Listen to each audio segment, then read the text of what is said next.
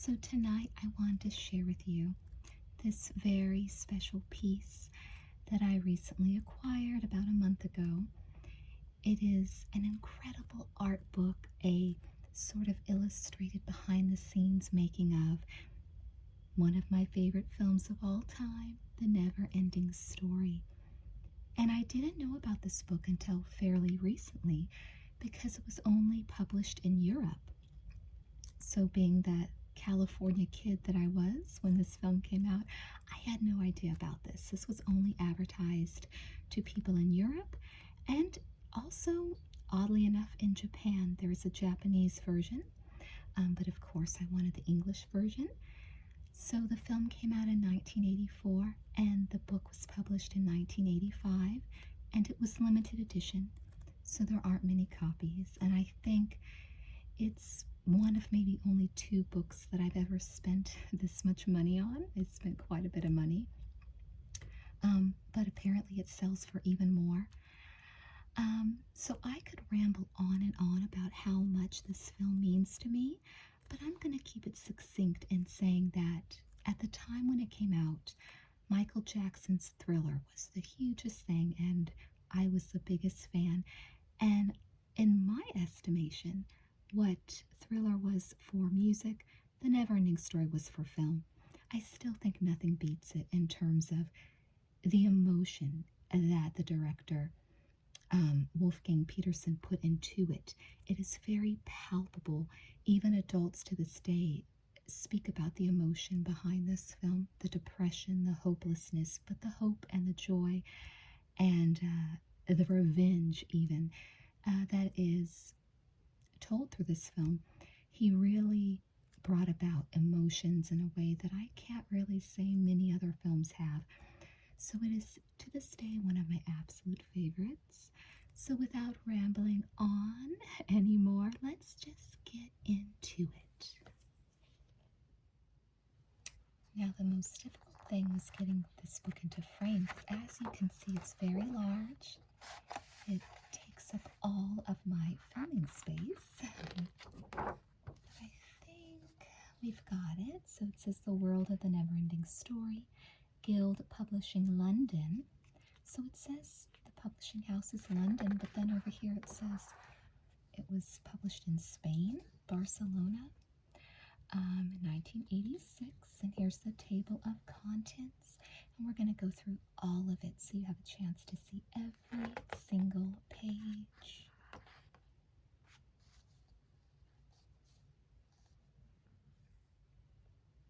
Now over here you see a beautiful artistic rendering of the Rock Man, right? The big giant. And over here it starts out with a note from Bernd Eichinger, who is the producer of the film. It says, "The Never-Ending Story has all the essential ingredients of a movie: personality, expansiveness, adventure, and a philosophy. It is a story dealing with a quality we find in ourselves, which stirs our fears, hopes, dreams, and desires. These are not abstract terms, but rather express concrete conditions of life essential for our survival. They are as vital to our future as they are for Fantasia, the land where the film is set. The danger of the nothing, behind which many dangers lurk, is becoming more ominous, not only for Fantasia, but for our own world too." And over here it says, "The film The Never-Ending Story is far removed from the traditional genre of fantasy. Steven Spielberg once told me that in the United States there had never been a story of this kind. It is not just another monster movie, a feat of engineering and technical achievement. It is a film dealing with human beings. The three main characters are children. The Never-Ending Story encourages people to reflect on their true values and to live according to them, thus obtaining greater freedom of mind.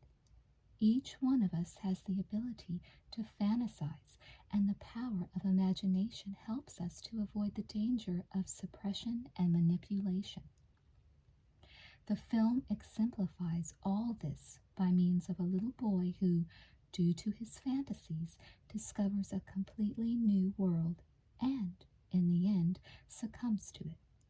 Although the never-ending story criticizes the instability that threatens our society and heightens the fear of a worldwide catastrophe, the film is not introspective. It is not merely concerned with juxtaposing man's own fantasy and those environmental influences which destroy fantasy. The other intention of the film is to make us understand that our own imagination is an effective weapon against being controlled from outside. And that is by Wolfgang Peterson, the director. He wrote that, and that was a wonderful summation of the film as well.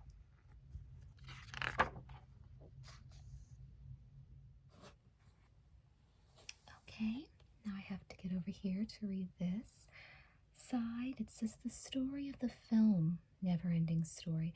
So this is just a synopsis of the film, if you need a refresher. It says 3 youths are chasing Bastian. At the last moment, the 10-year-old boy manages to escape into a shop. It is a shop full of books, a young bookworm's dream. Bastian's eyes fall upon a strange old book, on the cover of which are 2 snakes biting each other's tails. He cannot take his eyes off it. It draws him like a magnet. Now Bastian does what he has never done before. Quick as lightning, he grabs the book and runs away. Herewith starts the never-ending story. Bastian goes to school, but instead of going to class, he goes into the school attic and starts to read. He reads about Fantasia, a country which is being threatened by the nothing and being consumed by an all-devouring emptiness. The inhabitants of this bewitched land are desperate. They are at their wits' end. A wrinkled white night elf on an enormous bat, a midget on his racing snail, and a huge stony stone-eating creature, the stone biter, who we saw in the previous picture, are on their way to see the ruler of Fantasia, the childlike empress, to seek her advice. 75 of the strangest creatures are gathered together. They find out, to their dismay, that their childlike empress is dangerously ill and cannot help them. But Chiron, the speaker, gives them encouragement. There is a hero who will defeat the nothing, Atreyu, a long-haired, sun-tanned boy of Bastian's age. Without knowing where his quest will begin or end, he will set out on his own to find a way of saving Fantasia. Chiron bestows on him an amulet on which are 2 snakes biting one another's tails, identical to those on Bastian's book. "This is Orin," he says. "It will guide and protect you." At dawn, Atreyu leaves the ivory tower on his horse Artax without aim. Over the eternal ice, through cold and scorching sunshine, Atreyu gets closer to the swamps of sadness, unaware that he is being followed. Gamork, an enormous werewolf, wakes and takes up the trail.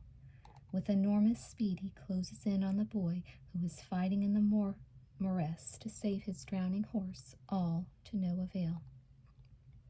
Now Atreyu is all alone. Saddened, he travels on to see the 1,000-year-old tortoise Morla, the wisest creature in Fantasia, but she has grown stubborn and cynical in her old age. The fate of Fantasia hardly seems to interest her. She refers Atreyu to the southerly oracle without much hope of his getting there, as it is so far away. Bastian, who is still reading in the school attic, cries out when the thunderstorm outside breaks loose and his cry echoes over the swamps of sadness. Considerably astonished that they can hear him in Fantasia, Bastian reads on. Exhausted, Atreyu succumbs to the power of the swamps. He sinks deeper with every step.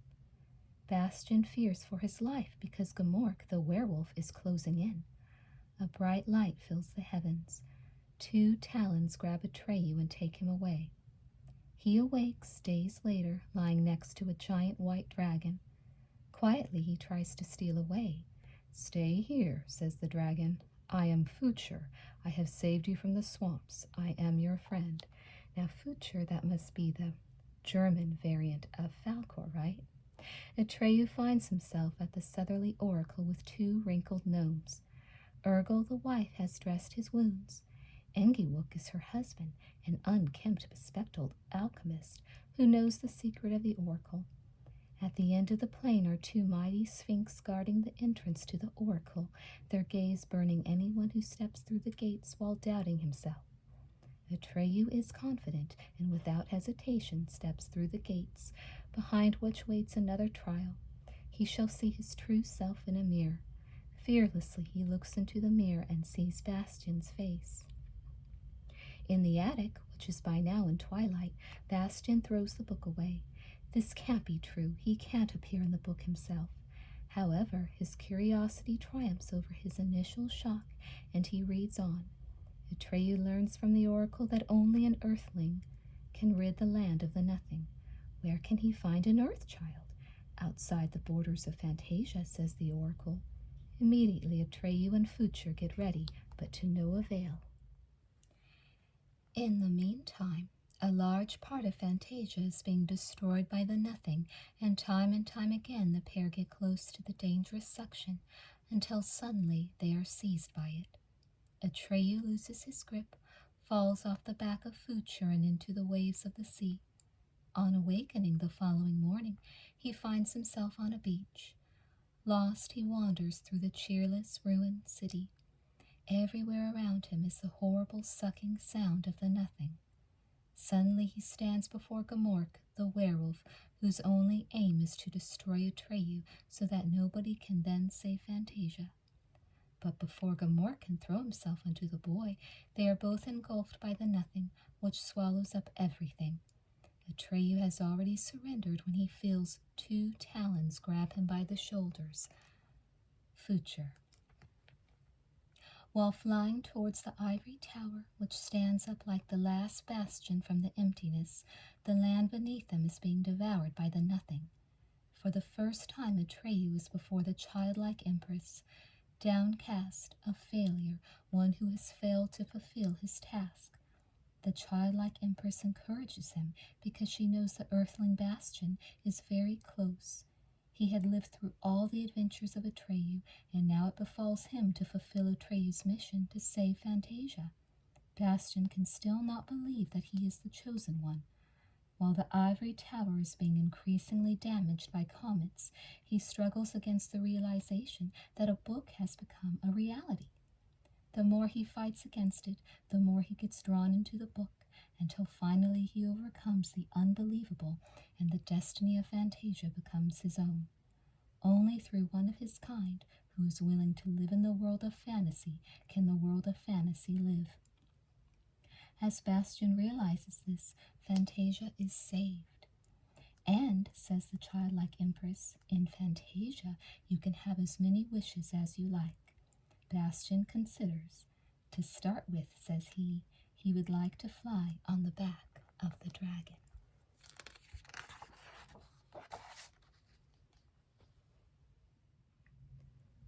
I do love the way there was sort of a quote from Steven Spielberg here saying there was never a film like this made in the United States, which I think is great because I always felt like this is the movie that Steven Spielberg probably wishes he had made, right?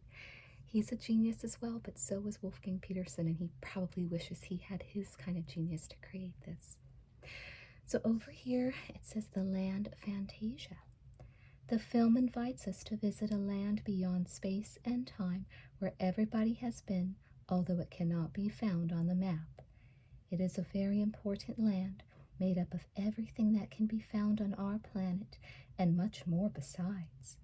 In this land there are vast plains, huge mountains, far-stretching deserts, magic cities, and most strange creatures.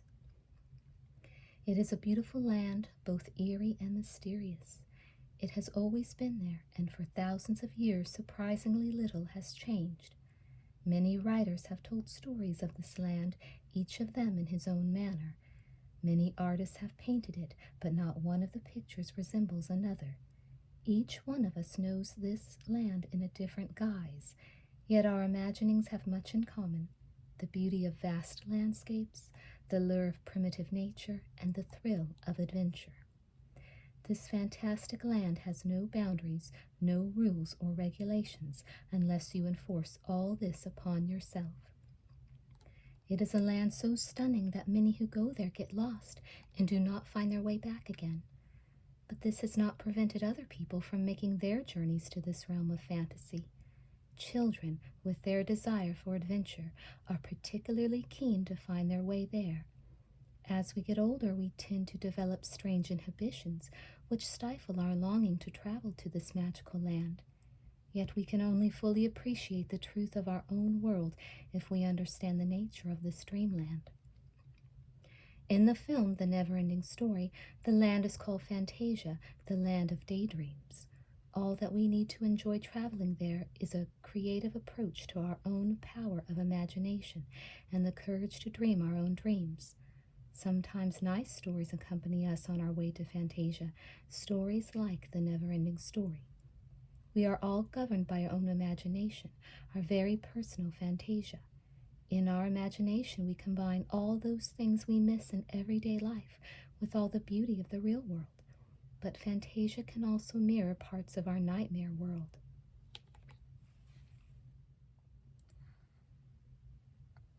Just as in adventure games or nightmares, we can recognize our fears in the form of monsters and mysterious landscapes.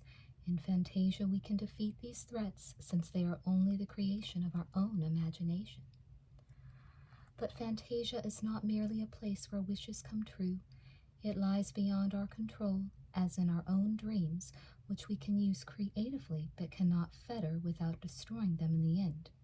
That is why journeys through Fantasia remain thrilling expeditions into the unknown.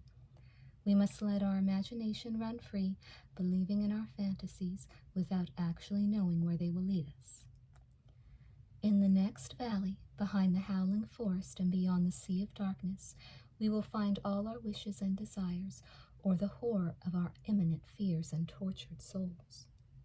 The idea of sharing Fantasia, the realm of personal fantasies, with other people does not seem to be far-fetched at first. Not because people tend to declare that Fantasia is their own creation, but because this land is open to individual interpretation, and it hardly seems possible to find a common ground for it.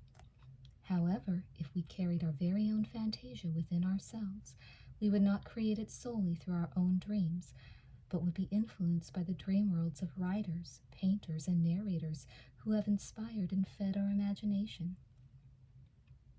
In the realms of fantasy, all the traditions and fiction of mankind can be rediscovered, from the mythical world of the Bible to the realms of fantasy as illustrated by Tolkien.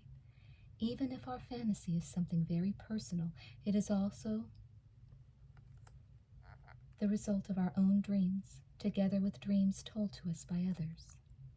In fiction and art, we are introduced to other realms of fantasy, which help us to find our way back to ourselves or to discover new dimensions of life.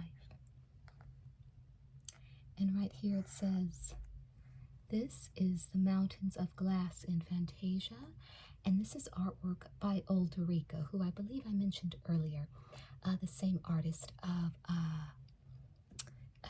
The Rainbow Goblins, which is an excellent book from the early 80s as well. And then this is Sunset Over the Mountains of Solitude, and this is also RICO. So his artwork is just brilliant, and when I saw that he did the artwork in this book, I just thought it was the perfect partnership. The perfect artist. He's absolutely probably one of my top 2 or 3 favorite artists of all time. So this is incredible that this book exists.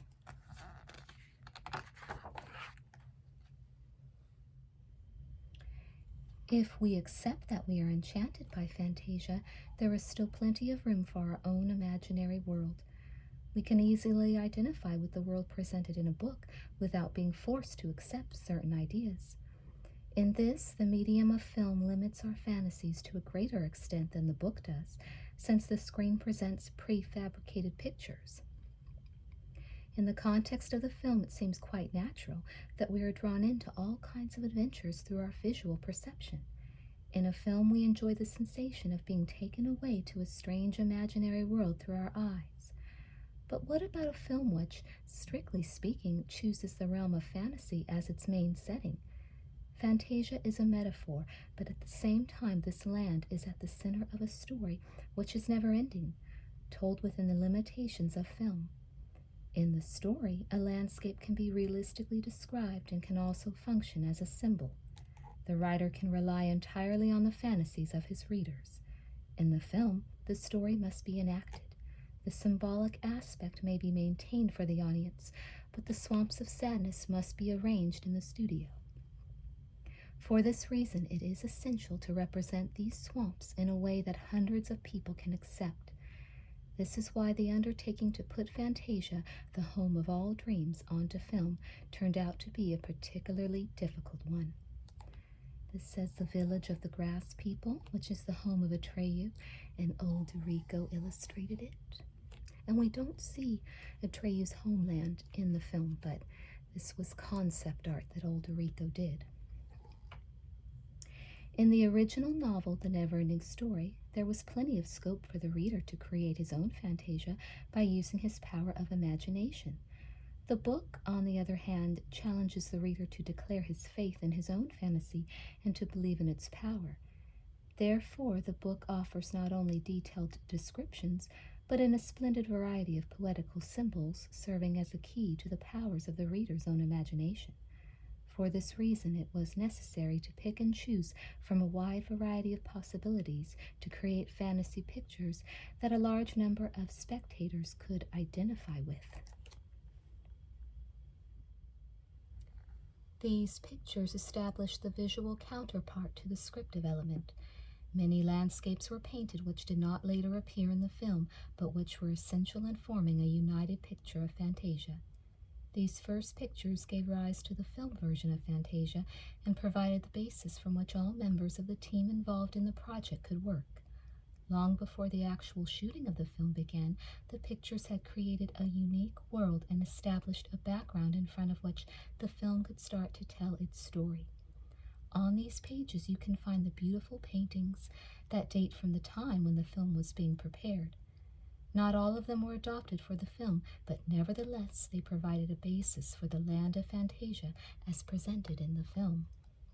And this is Fantasia as drawn by old RICO, and as I pointed out earlier, not all of the designs made it to the film, but I mean, this is just such a beautiful artwork by old RICO, so I'm so glad to see it. When painting landscapes, I must live in them, old RICO, the painter of Fantasia, has commented. He was, with respect to the film, one of those responsible for its artistic conception. As a painter, RICO experiences his art like the visitors to Fantasia. Sometimes I have the feeling when I am painting these landscapes that I could freely move within them. Suddenly I modify something, a stone or a bush, knowing that it was not there before. My experiences are very real, since reality is the basis for everything, even for our dreams. Everything I paint, for example, a mire, a river, and a bridge, is real. It is the arrangement of all these things that brings in the element of fantasy. It is like a miraculous transformation. In the land Fantasia, we can experience many archetypal landscapes which are part of our mind's eye, even if we have never seen them in reality. This is the artist's skill. Old RICO understands the philosophy of the never-ending story. He sees that not everything is at peace in Fantasia, although its creatures live in harmony with nature. He understands that Fantasia is a counterpart to our real world, which is constantly in danger of being destroyed. Whenever I think of man's increasing power over his environment and all the environmental ills involved, I despair. The way we treat our environment today is disastrous. RICO perceived and painted the never-ending story in total sympathy with the plot. A child perceives all impressions by instinct and feeling. That is exactly the way you should approach and understand the never-ending story, he says. Unfortunately, we lose this ability as we get older and we attempt to hide our feelings. By suppressing our emotions, we do damage to our bodies and souls. I work with these feelings which flow from my head down into my hands. This is how my paintings are made. And this picture right here says, landscapes under the light of fantasy, the fantasia of old RICO. And then this one says, red evening sky over Fantasia, photo from the water tank where the heavens of Fantasia were made. So that's fantastic, right? It's just, this book really exemplifies the depth which I felt was in it since I was a kid, since I was a small child. You know, watching it, they really did a good job of conveying all of this in the film. So.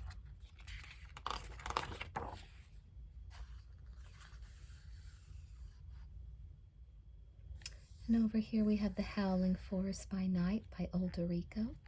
And the opposite page, The Night Fire in the Howling Forest with the Rockbiter, Teeny Weeny and Racing Snail as seen on the screen, photo of the model set. So this was an actual picture from the film, of course.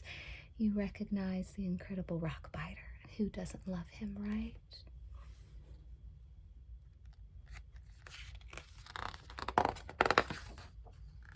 And over here it says, left, below, and above, the mood, vegetation, and light of the howling forest were developed in many detailed paintings. In the painting below, we see a will-o-wisp that was omitted in the final shooting.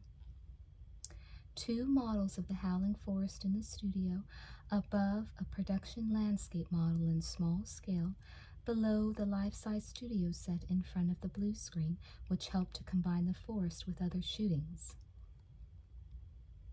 It says, next page, a production painting of the forest left by Rico compared with the model set right.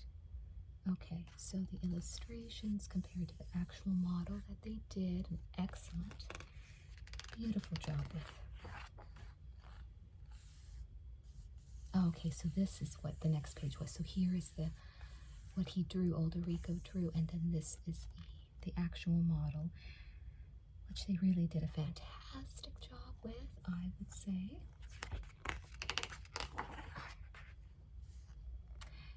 It says, opposite page, not all landscapes could be built as studio sets. For example, there is no way to show an authentic seaside scene with real waves on a model scale. The swamps of sadness above and the mysterious Shell Mountain below, the 2 color sketches give an overwhelming feeling of the atmosphere needed. Here the production team and model builders were faced with one of their most daring images. So I wonder where this, where the water scene, I love that scene where they're at the beaches. And the film was directed in Germany, so I'm going to go out on a limb and say this was in Germany, but I'm sure you can find filming locations online if it doesn't tell us in this book. But I do love that beach. I do love that scene when Atreyu falls off of Falkor and lands at the beach. It is the most glorious beach. Okay, now over here it says, beneath the swamps of sadness lives the ancient Morla, a giant tortoise. The ominous Shell Mountain is Morla's backside.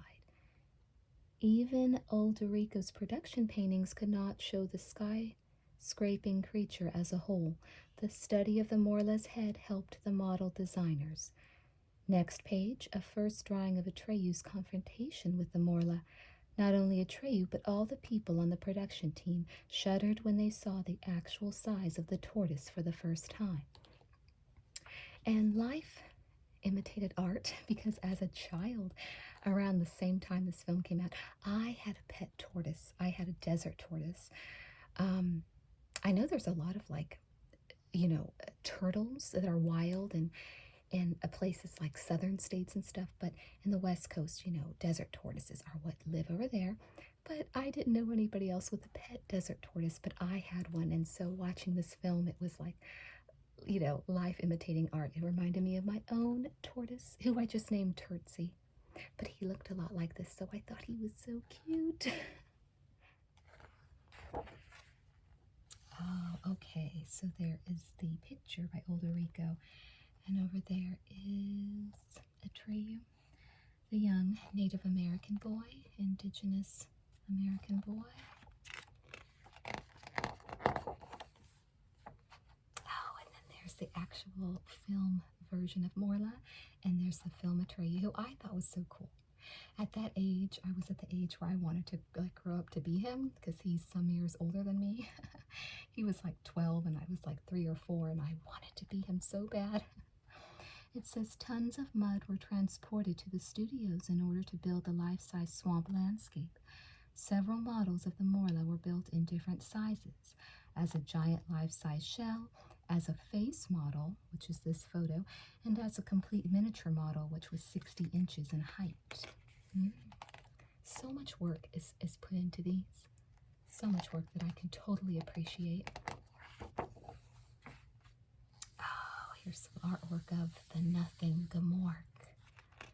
Wow.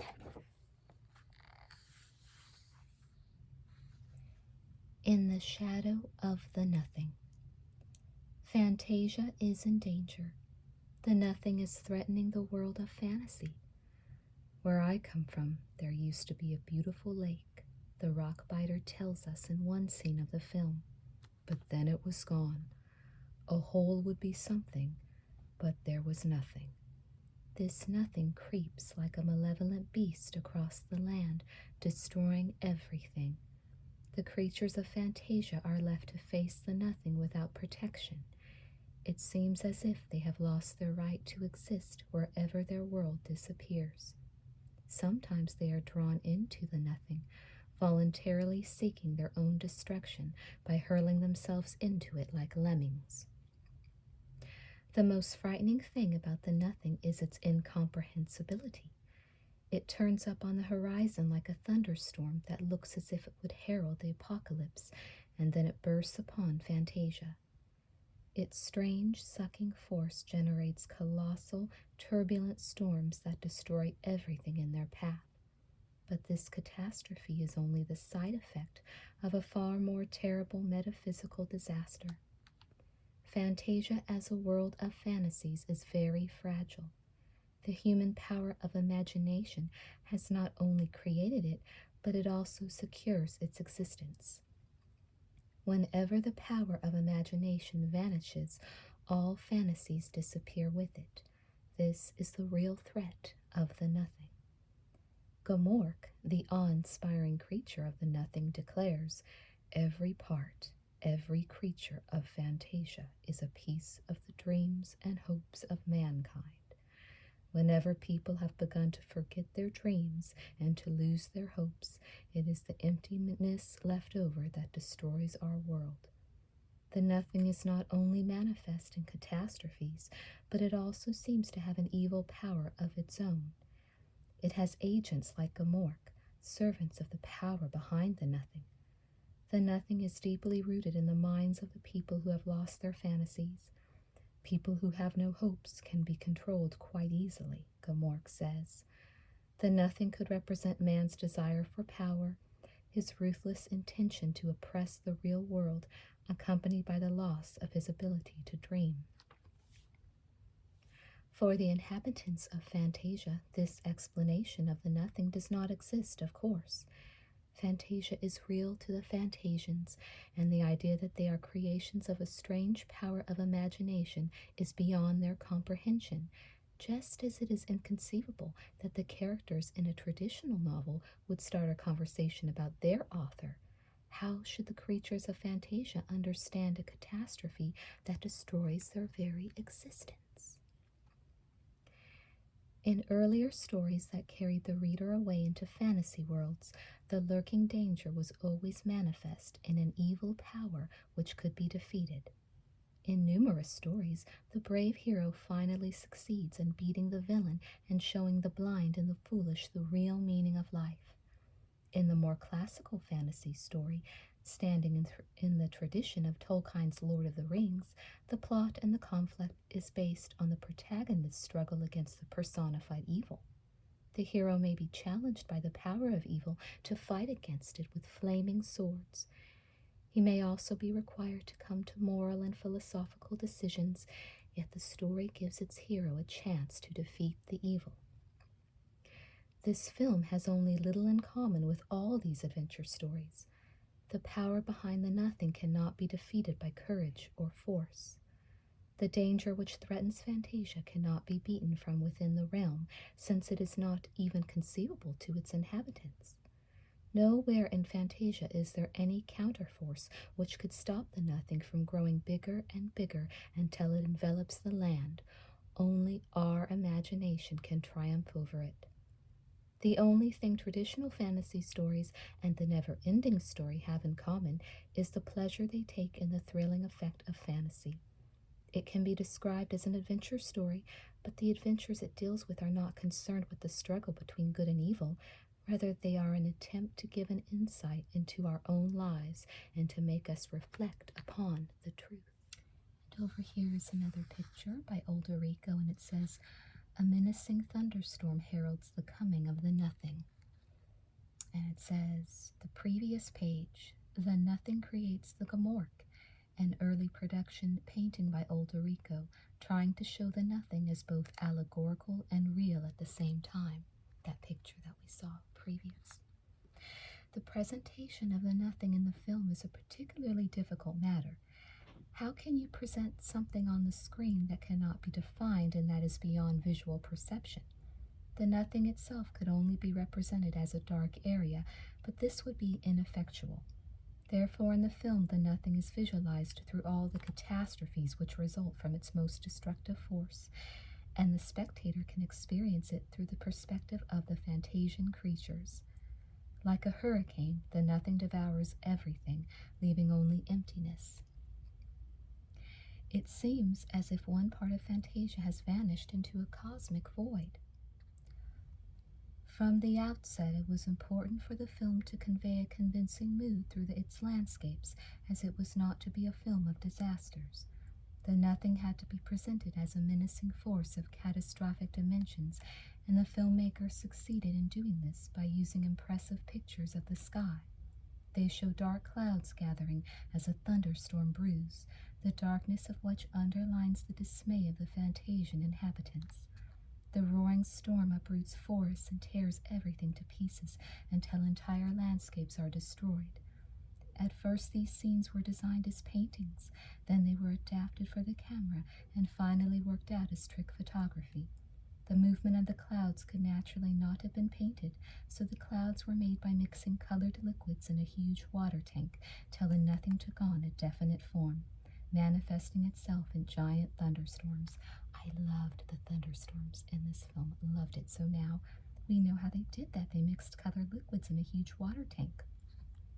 No matter how strange and eerie the presentation of the nothing is in the book, the film succeeds in creating a real spectacle for the audience in a matter of minutes.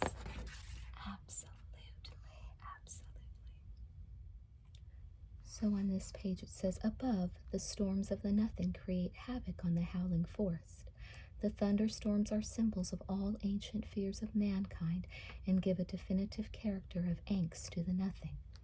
And it says, "Left, the storm giants, creatures that were omitted from the film. Like the Gomorrah, they were creatures of the nothing. The reason for their omission was that they seemed harmless compared to the nothing itself." And over here it says, "A landscape besieged by the nothing. Bleakness and hopelessness triumph," and it's by RICO. And it says, "To visualize the assembly of the Fantasian creatures on top of the ivory tower proved to be a particularly difficult enterprise and demanded the creative ability of everybody involved in the film project.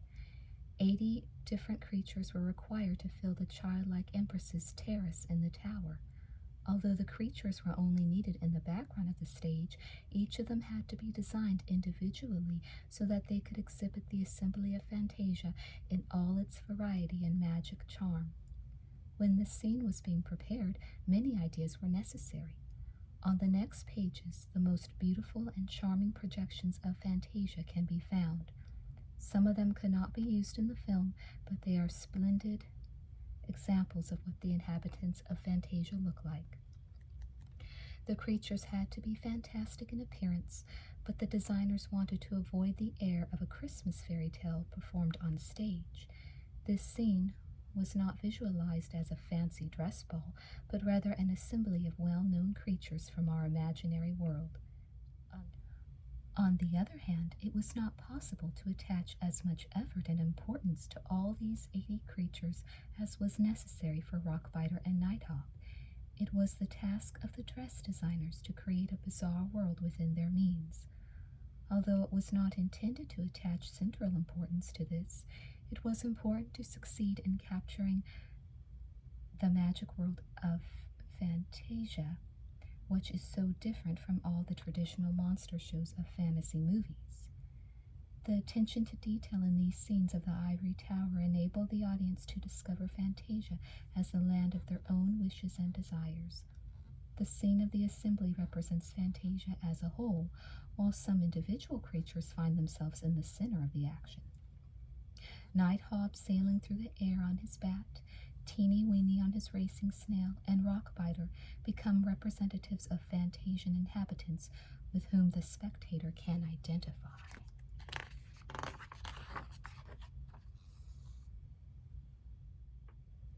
And over here it says above, Gamork the werewolf is the agent of the nothing. After many less successful sketches, Juan Japel gave the beast its final design in this drawing. Left, the faceless ones, one of the many peoples of Fantasia. Although they are dangerous creatures, they are no servants of the nothing.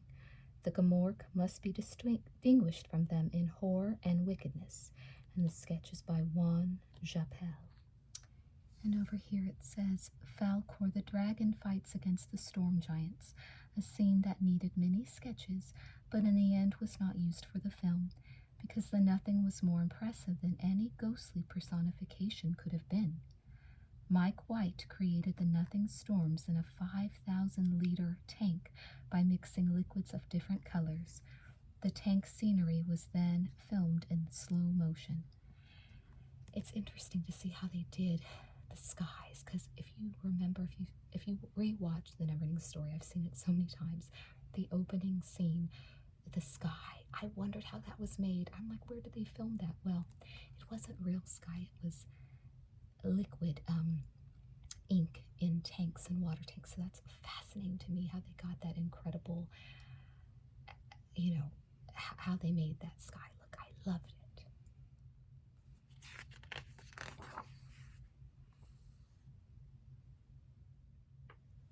And it says above, the Gamork in the swamps of sadness hunting down Atreyu, as sketched by Juan Japel. This scene was shot using subjective cinematography. The audience sees the scenery as the Gamork would see it. Yes, I love that. I love that scene as well. And left is the cave of the Gamork. I do love all of the different techniques they used, and I love that they're mentioning it here, because these are exactly the things that I love about the film. And here it says above, the Gamork as it is seen for the first time in the film. The special effects people created a werewolf that was even more menacing than the sketches. Yes, I love the Gamork. Right, Atreyu is nearly killed by the Gamork, but Falcor saves him at the last moment. Remember his feet saving Atreyu? Such an incredible scene. Just, so wonderful.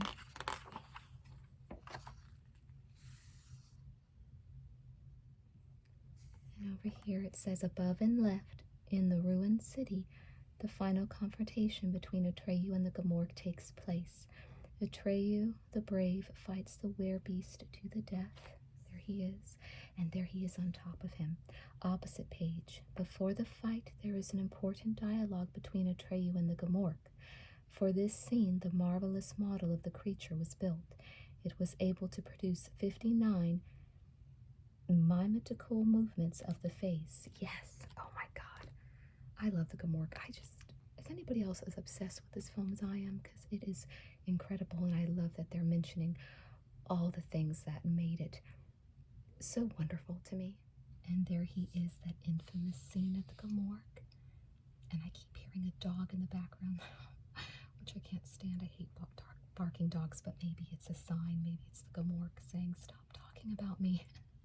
Right? But yeah, so incredible. Love this creation.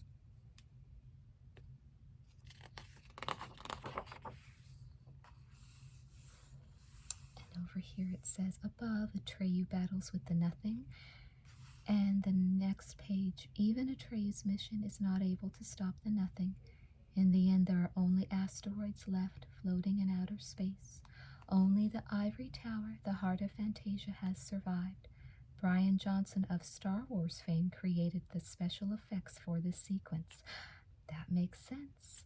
Remember the incredible scene where Fantasia is floating in all the stars? Yes, this scene, this was created by the creators of Star Wars. Doesn't that make sense? But you guys, I'm not a Star Wars fan. Sorry. Spoiler alert, I'm not a Star Wars fan or a Star Trek fan or anything, but the Neverending Story, now that's a different story. No pun intended.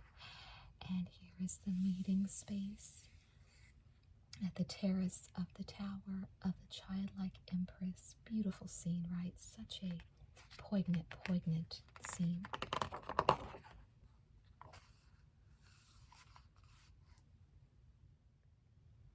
And over here it says the Dream People. A confusing array of creatures live in Fantasia. Creatures from sagas and fairy tales, creatures from our dream and nightmare world. In the realm of fantasy, they all live together in harmony. To the critical observer, it is more than obvious that Fantasia should not be considered merely as a land of dreams, in which the power of imagination creates everything only for the moment, and in which all creatures are changeable.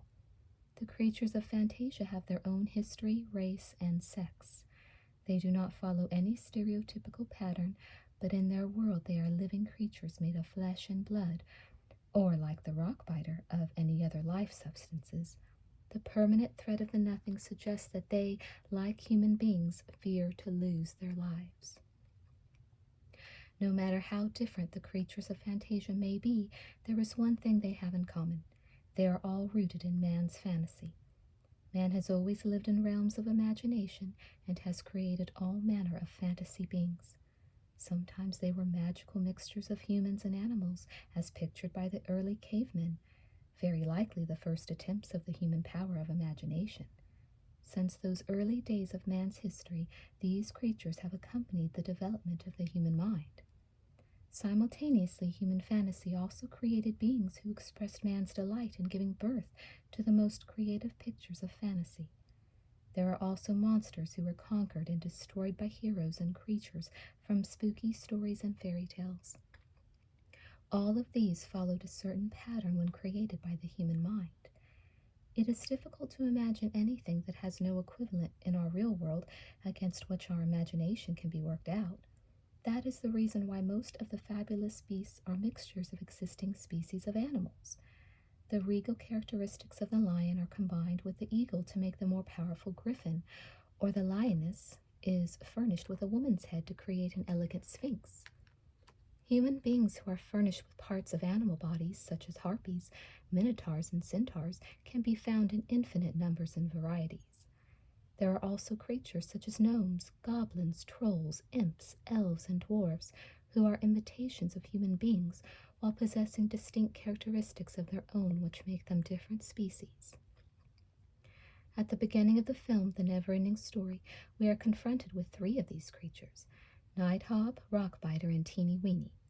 Furthermore, we encounter creatures of mythical appearance, whose shape has many variations, although they can be found in the traditions of nearly all peoples. The dragon is such a creature. Another splendid variety of monster includes the creatures of horror such as demons, vampires, and werewolves, which can be found in the sagas of Western Europe to China. These personifications of evil, creations of the human mind, are an integral part of man's fantasy. Although the film presents only a limited number of these creatures, we can be certain that they are all inhabitants of Fantasia. The land of Fantasia leaves plenty of scope for creatures of all kinds, as there are no boundaries. They live in realms of their own and rarely confront each other. A government would be superfluous in the land of Fantasia, but there is a childlike empress who is watching her people from the top of the ivory tower. Delegations from all over the country come to the ivory tower to seek help and advice, and a huge assembly of people gathers on the top of the ivory tower, hoping that their world will be saved from annihilation. This assembly is as important to the spectator of the film as the landscapes. It suggests the true nature of Fantasia, the peaceful gathering of all kinds of beings. The assembly creates a special atmosphere right at the beginning of the film, which captures the spirit of Fantasia with the minimum use of pictures. And over here, of course, we have Falcor, the friendly dragon. And I always loved him because to me he looked more like a dog mixed with a dragon, right? A dog-dragon like hybrid.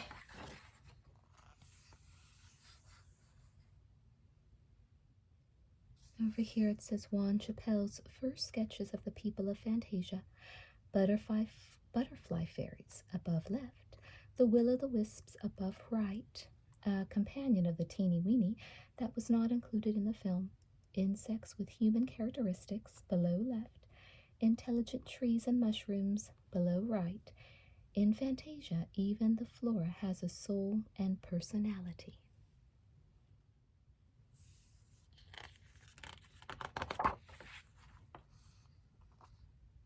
It says Juan Chappelle sketches for the assembly at the top of the ivory tower. Other sources for the creatures, such as Pan and the fairies, were European fairy tales and legends. So all the inspiration that they took to draw. So it was Juan Chappelle and RICO who were the main artists.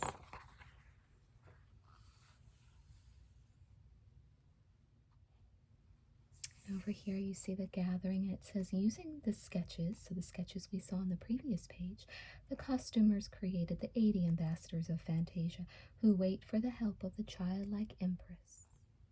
It says right, Chappelle's drawing of the Elephant Man and the insect warriors was stunningly brought to life on the screen. A colorful, almost surreal crowd is milling before the camera. It is really breathtaking.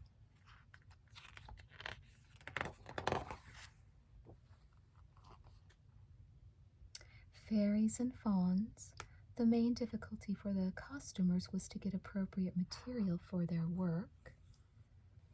And it says the stone heads, I loved them. The work of the sculpture artists. The mimetical movements of the face were directed electronically. They were very realistic looking, weren't they? They looked like giant, real heads, real people. It was so fascinating, especially keep in mind, this film was made in 83 and came out in 84, so people just did their best work back then, it seems. And over here it says, Igramul the Many capturing Falcor. Juan Chappelle drew this scene as a storyboard long before the script was finished. These storyboards were used for the discussion with the special effects people who decided that an Igramul was too costly to create. And then it says Igramul the Many is a giant spider, a collective being consisting of millions of individual spiders. It is easy enough to imagine why this particular creature was not realized. And I suppose that's, when they did everything by hand mostly, you had to narrow it down what was going to be in the film, right? This is something that they would totally make, like a giant spider made of a bunch of little spiders. They would do that with CGI today.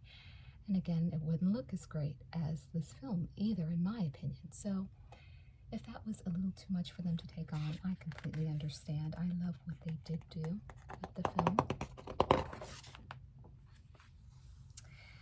Oh, there they are, Ingiwook and Urgle, husband and wife. It says the gnomes Ingiwook and Urgle in their cave home.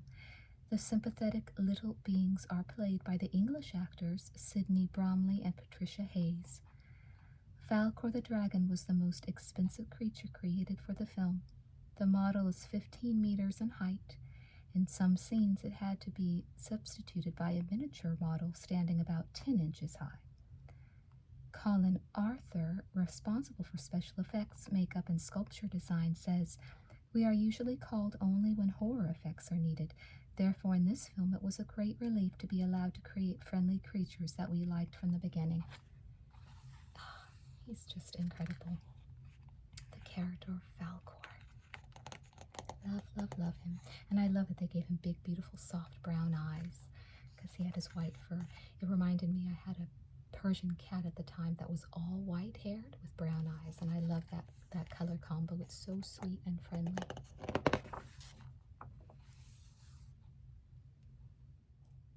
And over here it says the creatures liked most by the model artists were the racing snail above and the rock biter right. The models were directed manually and electronically in a way that allowed them to behave like real actors before the cameras. They did an incredible job too. I loved that snail. I thought he was so cute. So cute. And also the bat. I love the bat as well. So we'll see if we see him.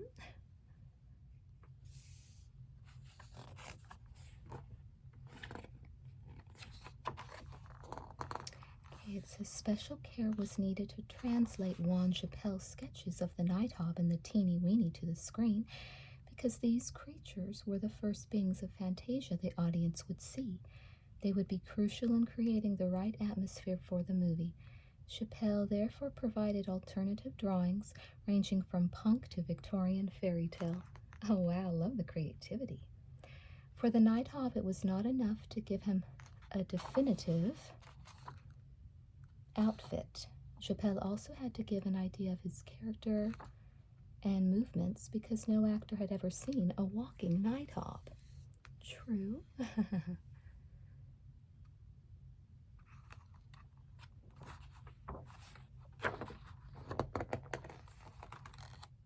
And yes, here is the bat that I love. He's so cute. It says Colin Arthur needed 4 hours each day to change actor Thilo Bruckner into the night hawk. Because the plastic parts of the face mask could only be used once, the mask had to be prepared every evening for the next day's shooting. The preparations alone took 8 hours. Wow, fascinating. See, this is stuff that I never knew before, and I don't even know if you can find it on the internet because it's so specific, and I just haven't read about this before. Wow. And over here it says the main work of artist Juan Chappelle was the so-called storyboards, the script of the film in a comic version. Every scene had to be drawn as it should finally appear on the screen. About 5,000 of these drawings were necessary for the production. By putting them together, you would get a complete comic book of the film story. So that's what this all is over here.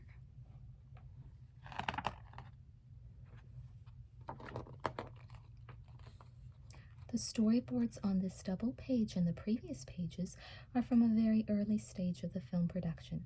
The script was still in progress, and Juan Chappelle was present at every script conference with his drawing board.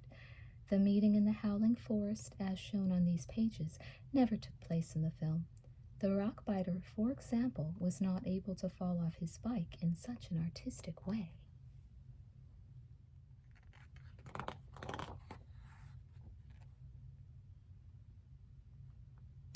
Over here it says The Ivory Tower, the Heart of Fantasia by Old RICO. And over here it says A Tower of Ivory. The heart of Fantasia is the ivory tower. Like a flower, it grows out of the center of Fantasia, and the bud on top of it carries the childlike empress. The ivory tower is the landmark, the stronghold and the center of Fantasia. Inside and outside the ivory tower, numerous people have settled. This settlement can be considered as the symbol of unity among all the Fantasians. The ivory tower and the land of Fantasia must be seen as a unit.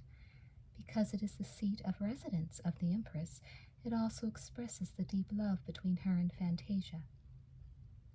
The childlike Empress appears to be the embodiment of Fantasy, the true and supreme head of Fantasia. She knows all the secrets of her country. From the top of her tower, she takes an interest in the welfare of her peoples. The fantasy that governs the ivory tower should be considered as the most obvious symbol of the film. The ivory tower, as the stronghold of all arts and sciences, detached from the world, has become commonplace in the long-cherished tradition of European literature. But the ivory tower does not always imply a positive force. Consequently, all those who respect the power of fantasy demand that writers should leave their ivory tower. The film intended to convert this ivory tower symbol into a fantastic building which encapsulates the spirit and the philosophical background of Fantasia. This is why the tower project for the film demanded hundreds of plans and endless discussions, till it finally took definite shape.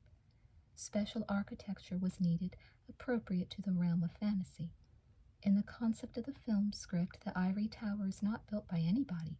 It has existed from the beginning of Fantasia, and it will be the last thing that survives of Fantasia in the end.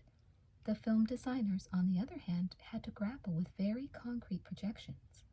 Although all these projections were a part of fantasy architecture, a critical observer would have noticed that they were not in line with the true nature of Fantasia.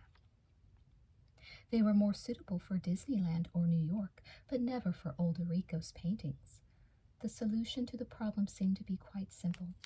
All that was needed was the original concept of the ivory tower. As the very heart of Fantasia, it could not have been anything created by man. It had to be an integral part of Fantasia, like a plant or a mountain. In the end, the production artist's paintings proved to be the best reference and led to the breakthrough in the attempt to find an appropriate design. At first, the ivory tower was envisaged as a huge city stretching into the sky, terrace upon terrace, and crowned on top by the palace bud that carried the childlike empress. The following pictures show how this concept was illustrated. The tower is represented as a mountain getting larger and larger, with the city curling around the actual tower. The building is hollow inside to provide sufficient space for the hordes. When the artistic design was given to the modelers, it soon became obvious that a tower of this kind could not be built in the studio. Even the model would have demanded a complicated construction, and thousands of separate buildings would have been necessary to convey a convincing impression of this kind of tower city on film. Again, what they would have used CGI for, but I'm so glad they did not. Furthermore, the tower dissolved into too many isolated sections when adjusted by cameras, so that its symbolic function and fantastic nature were destroyed. In the second phase, the production team designed a tower, the inner walls of which were climbed by the city. Large holes in the walls allowed a view of the inner part of the city. This project also failed due to the extravagance of the model and the design. A tower which could be seen only in the distance on the horizon was not suitable either, as it was necessary to show what was going on inside. Furthermore, the modeling of the inner city would have taken at least 6 months. The combination of city and tower developed into a real problem. Whenever the city aspect was given priority, the result was a mountain covered with buildings. On the other hand, it was essential to convey the ivory tower as the capital of Fantasia.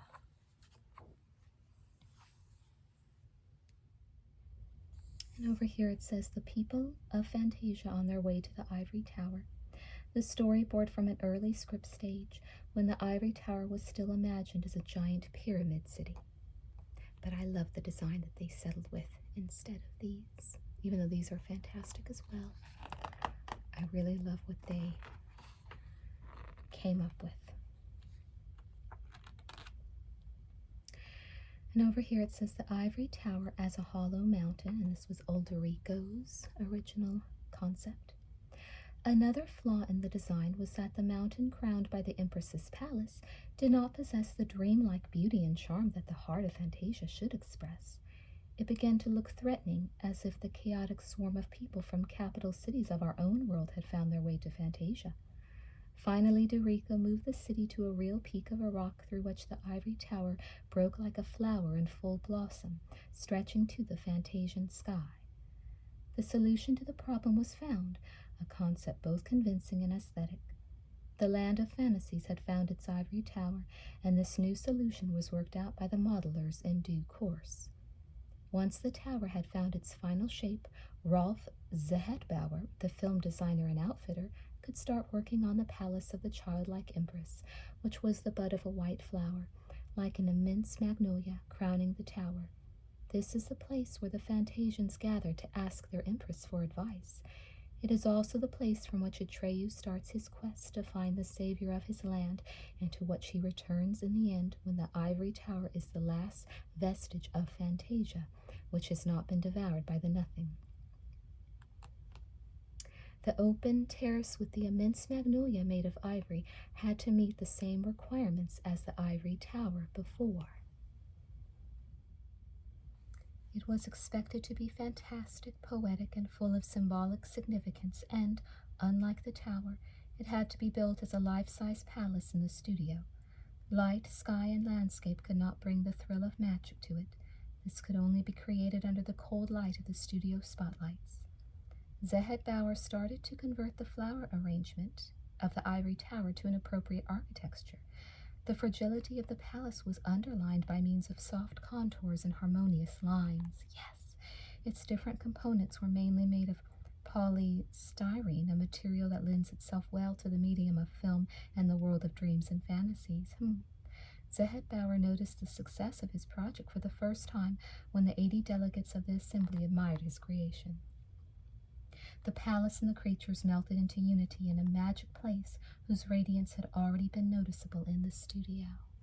And this says this is an ivory tower that was rejected as too gloomy by old RICO, and I agree. I'm glad they didn't go with this, even though this picture is gorgeous. Both of these are gorgeous, even though they didn't go with these concepts. They're magnificent. And over here it says, the journey to the ivory tower and the first sight of it were designed to be the most powerful images of the film. Here the storyboards were much more important than the scripts that could only describe the scenery in words. Because the whole sequence was composed from special effects, the storyboards had to show, picture for picture, what had to be shot. These early drawings had been developed long before the final design for the Nighthawk and the Bat were decided, so they both look different to the end results. But that scene is magnificent. Everything they say here about these, this scene being the most powerful images of the film, they succeeded. I love that they succeeded and that I took from the film what they were trying to convey. I love that.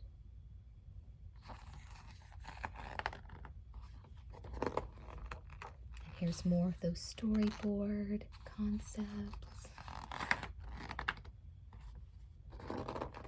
And over here it says the Ivory Tower at Night as a Mountain City by Old RICO. And the final concept of the tower, Old RICO's vision of an ivory tower as a blooming petal. And that's exactly what it became. And I am so glad it is my favorite concept that he came up with. So I'm so glad that that's what they used.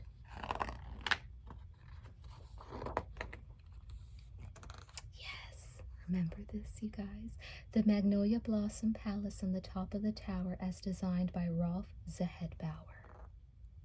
And over here it says, inside the palace of the childlike empress, the ambassadors of Fantasia are assembled in a fairy tale surrounding the sage Chiron in front of the Magnolia Blossom, the home of the empress. And I love that character as well.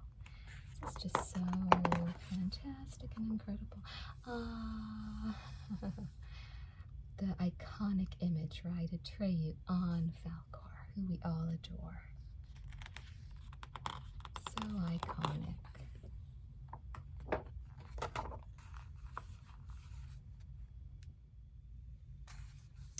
And over here, heroes and saviors.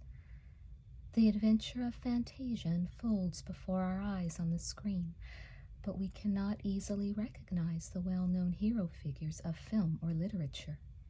In this film, we don't have the usual dichotomy of the heroes and the villains.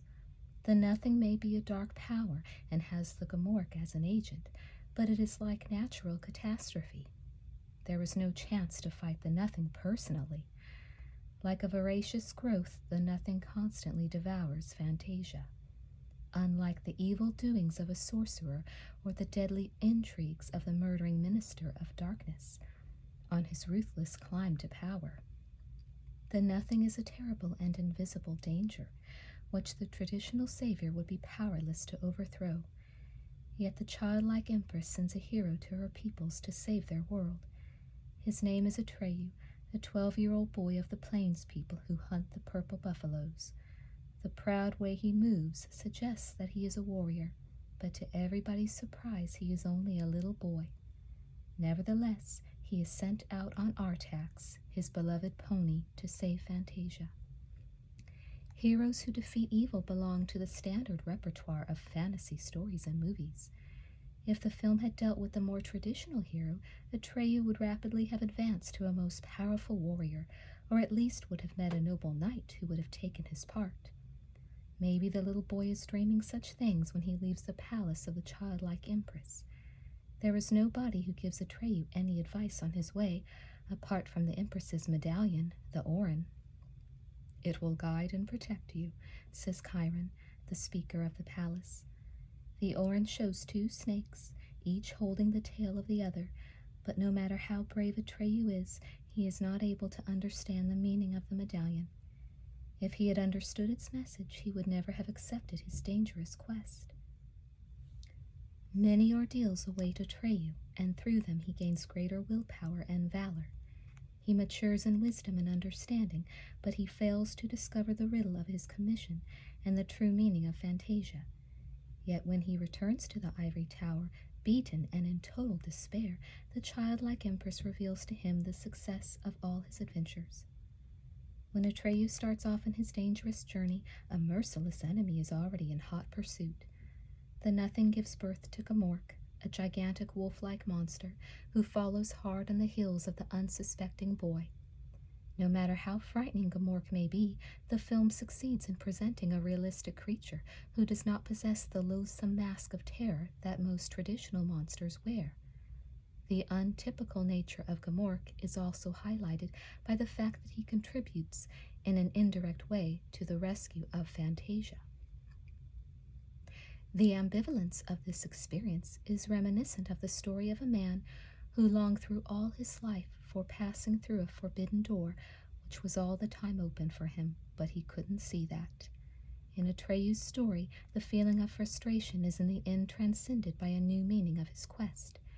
It has conquered the heart of someone else who will participate in Atreyu's quest by making it his own.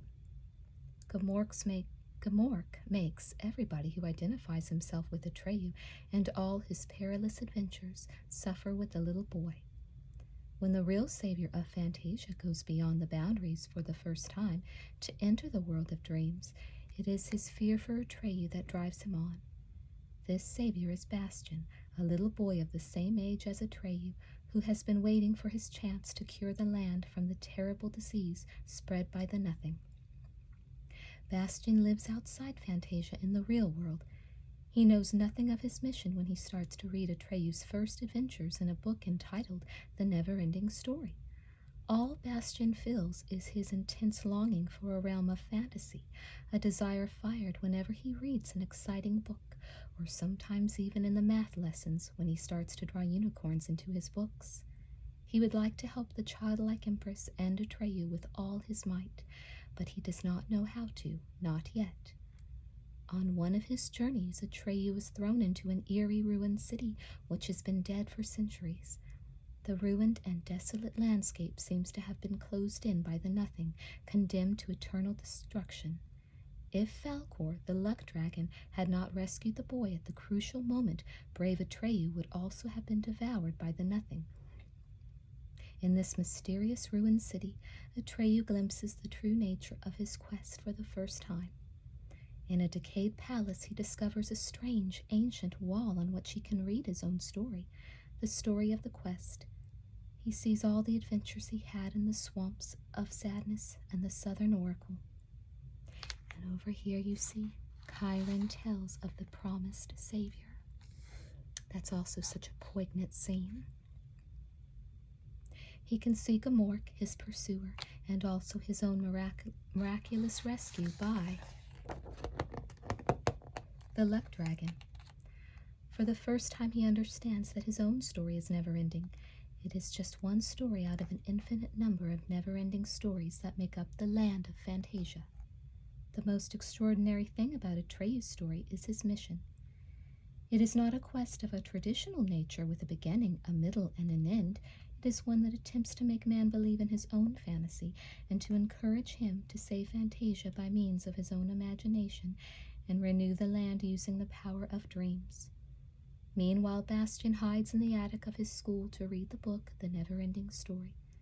Bastian is a dreamer teased by his classmates.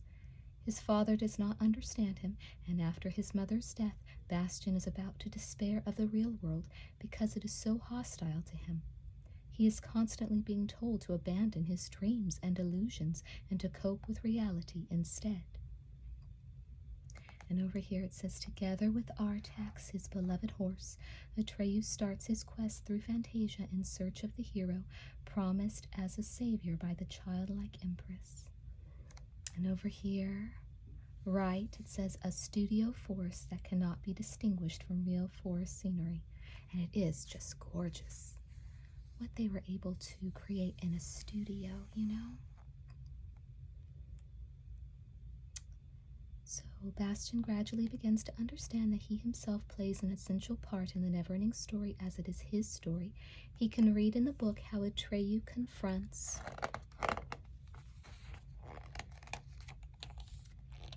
Bastian's image in the magic mirror gate.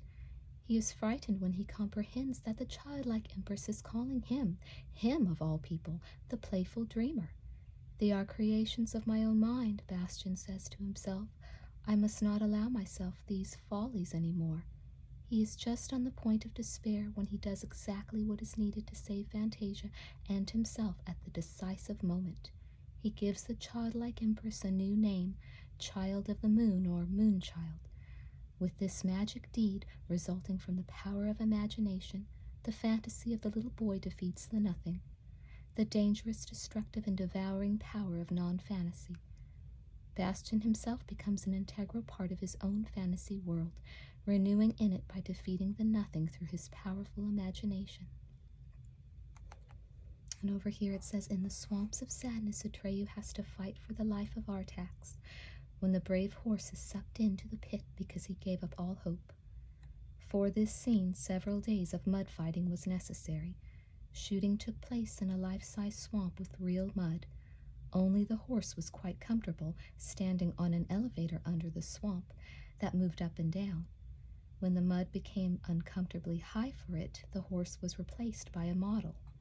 So I guess that kind of clears up the whole urban legend, right? That Artax truly died on set, because I think that's the urban legend, that the horse was just distraught and had a heart attack or drowned. But they said it was quite comfortable and that they used a fake model when it was supposed to go too low. So you can rest at ease, everybody. The horse was fine. All the great saga have their own moral, the meaning of the fate of their heroes and their villains, from Ulysses to Hercules, from Percival to Sigurd, and to the classic stories. In the film we are confronted with a very special kind of moral. There we are not told this moral, but we experience the tale as the meaning. The medium is the message, a very modern and at the same time ancient concept. And it says, searching for the southern oracle, Atreyu meets a very special kind of Fantasian being. The old gnome Ingiwook is a stern scientist who has dedicated his life to the study of the southern oracle. He studies it only from the distance, as befits a real scientist. There he is, wonderful pictures of him. The lovable, grumpy gnome, right?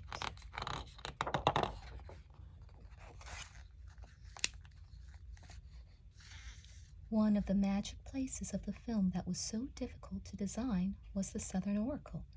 2 sphinxes guard the gates of the oracle, killing every unworthy visitor.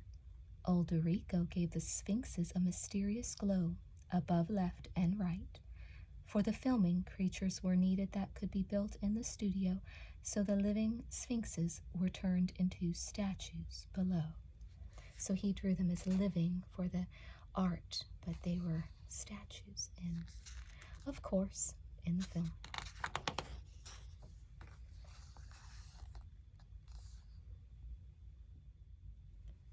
As Atreyu watches the oracle gates, a warrior knight appears, but against the deadly eyes of the sphinxes, no armor is strong enough.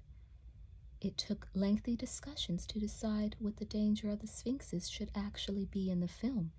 In these drawings, the unsuccessful oracle visitors are turned into stone. In the film, the sphinxes send out deadly beams from their eyes. incredible concept art.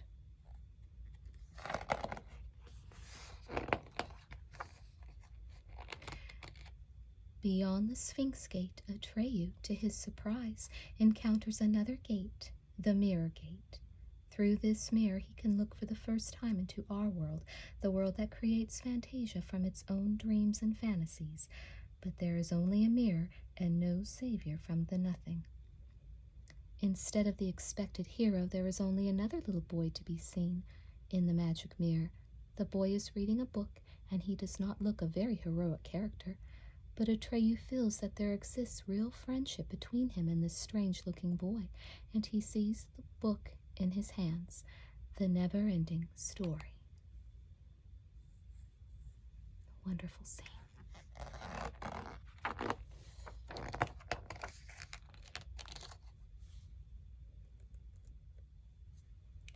At the end of his long search, Atreyu is stranded on the shore of a strange ruined city.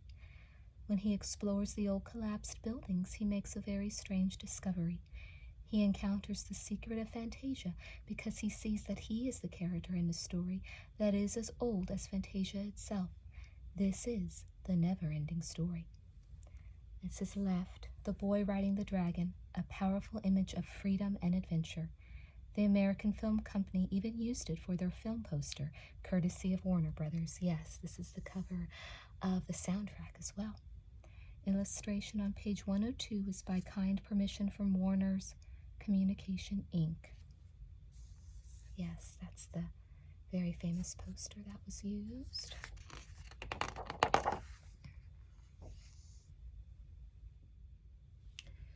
In ancient wall paintings, Atreyu discovers his own story, told from the time he left the ivory tower until he reached this ruined city surrounded by the nothing.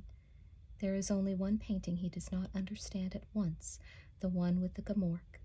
But then the wall collapses and Atreyu is facing the werebeast, the evil agent of the nothing that has orders to destroy him before he can fulfill his mission. And this art on the wall was fantastic to me as well, because it did look like art from hundreds of years ago, in our world, right? A lot of ancient, I don't know if I would say ancient, but very, very old art, for example, in Europe. And there's the Gamork. So whoever did these painting styles did a very wonderful vintage, to say the least. They did a wonderful, excellent job. So I'm so glad to have these taken. Instead of having to watch the film, I could just open this book and see this. This is magnificent.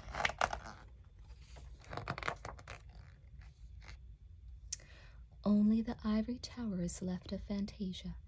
In despair, Atreyu returns there and gives back the Orin, the amulet of the Empress, which has guided him during his search. But the nothing is already devouring the tower. The truth that Atreyu now finally hears from the mouth of the childlike Empress is more fantastic than all the adventures of his fabulous quest. Without knowing it, Atreyu has been successful. He has seen the Savior in the magic mirror without recognizing him. And I always thought this little girl was just so beautiful, right? What a gorgeous child. Casting was just perfect for this film. Perfect.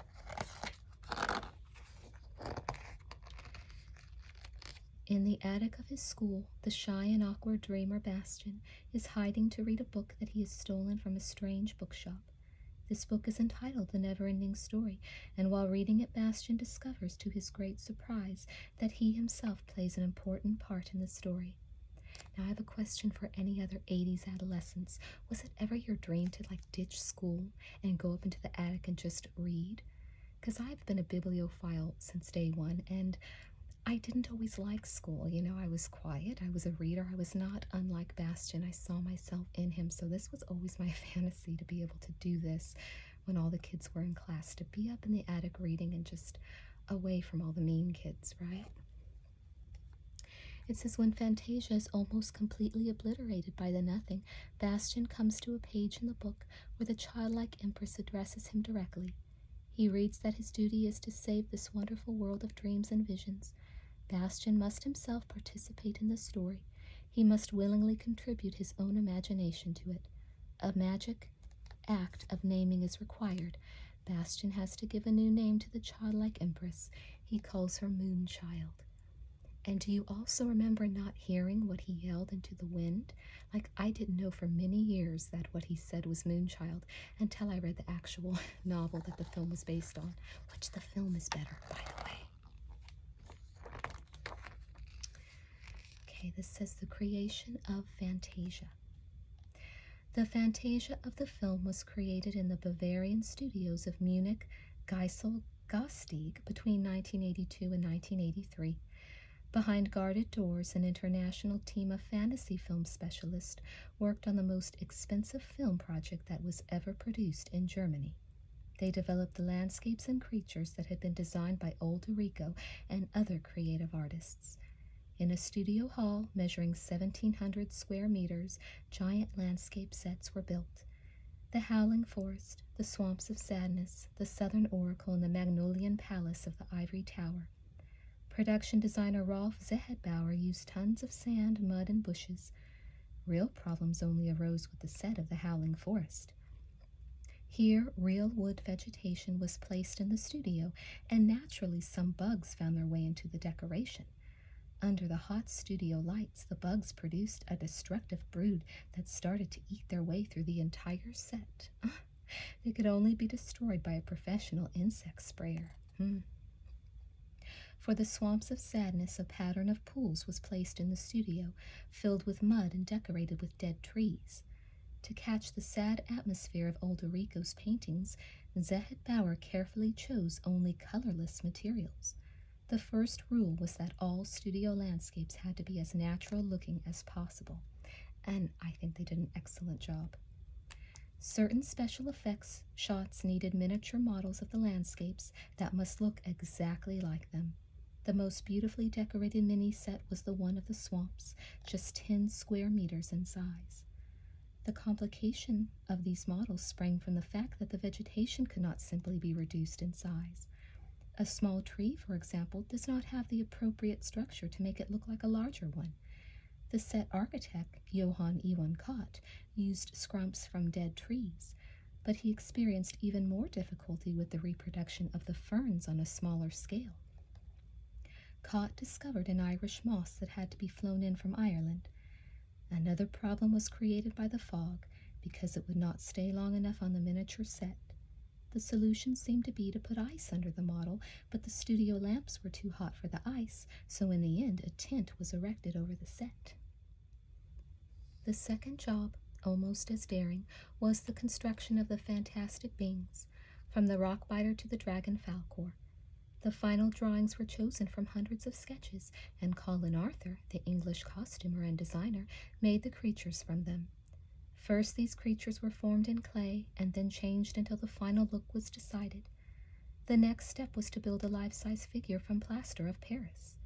During their work, the artists needed more than 50 tons of this material. The life-size models were used to make a negative replica from which a plastic model was formed. The plastic model then had to be installed with all the electronical and mechanical devices to make it into a real film star.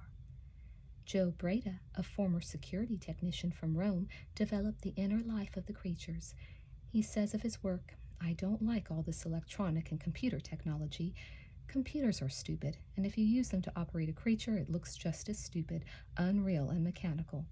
I prefer to have my creatures operated by human beings who handle them like puppets on strings, using electronic control instruments instead of the strings.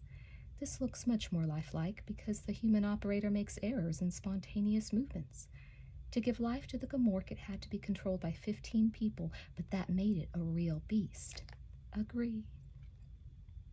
Apart from the large creatures that behaved like real actors, miniature versions of them were needed for the trick sets. The puppet workshop that produced the mini creatures was organized by Francis Coates. His works were a mixture of model making and microelectronics. Jez Harris built the mechanical life into the puppets. There were miniature machines that moved eyes and fingers or raised an arm. Here the same problem arose as in the model sets.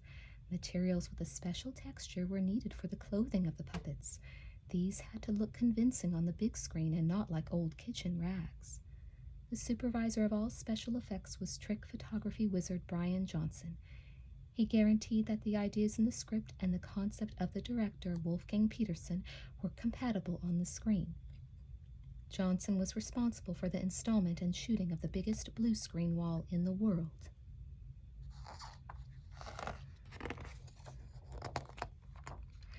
Built in the Bavaria studios for the production of the film The Neverending Story.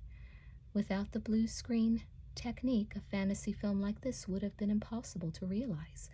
Actors and landscapes were filmed in front of the blue screen, and the blue parts were then changed for other pictures. Brian Johnson had already won Oscars for his special effect work on Alien and Star Wars 2. For the film The Neverending Story, he created the flights of Falkor, the marvelous ivory tower sequences, and the fantastic space journey. And it says the ancient Morla is prepared for filming. Still looks realistic even from here. The previous page was the giant model of Falkor the dragon in the scene where he first talks to Atreyu. And over here it says, when the Nothing finally devours the ruined city, Atreyu grasps a tree. For a realistic shooting of this scene, both the actor and the cameras were hung like rock climbers from a high studio wall. The picture was then turned on its side, and Atreyu looks as if he hangs horizontally from the tree. Good idea.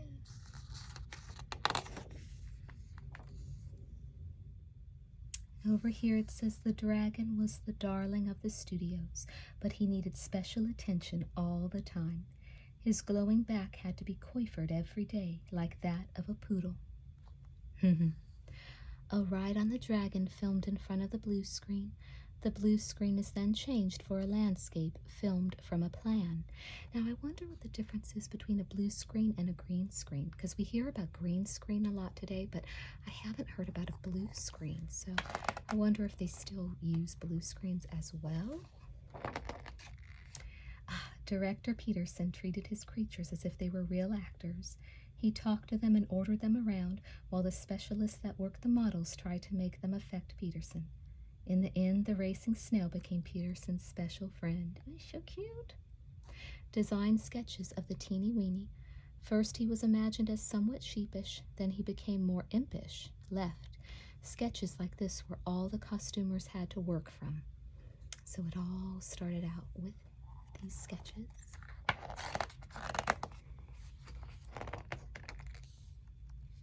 Rockbiter. A look into the model workshop. The model of the horse Artax used in the swamp scenes is hanging from the ceiling. Oh my god. That's crazy. It looks like a dead horse hanging, but no, it's just a model. Drawings for the Rockbiter below left, the model in progress right, so he's being made right there, and the finished creature above left. So that is creepy, that hanging horse. But he's not alive, you guys. He's a model. That is incredible.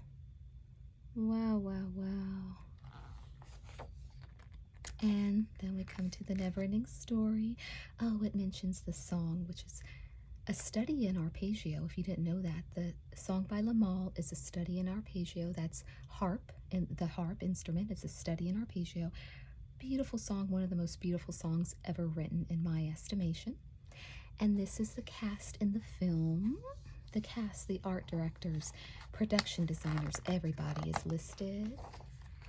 And there's Bastian telling him to go get the bullies, telling Falkor to go get the bullies. And here it continues with the storyboard artists and the camera operators, just giving you the whole entire credits that you would see at the end of a film. More credits, more credits. All the geniuses that did such an incredible job. And my favorite picture in the entire book is this picture of Bastian holding the Neverending Story book, and he's looking at the ivory tower, and this was old RICO's art, and it does look quite a lot like the Rainbow Goblins.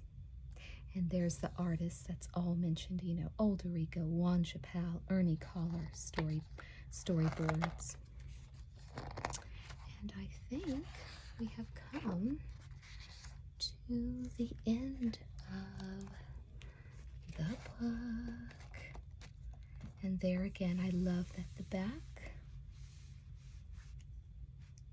let me see if I can get this, let's see if I can get this better aligned. I'm not sure if that's a bit better, if you like it at an angle or if there's too much light reflecting off of it, but this piece by RICO is just fantastic. So, thank you so much for joining me tonight. I hope this was a fascinating and interesting peek into the world of the never-ending story. A boy who needs a friend finds a world that needs a hero. Hope you enjoyed it. Hope it was relaxing. Hope it helped you fall asleep if that's what you needed. Thank you for joining me, and good night.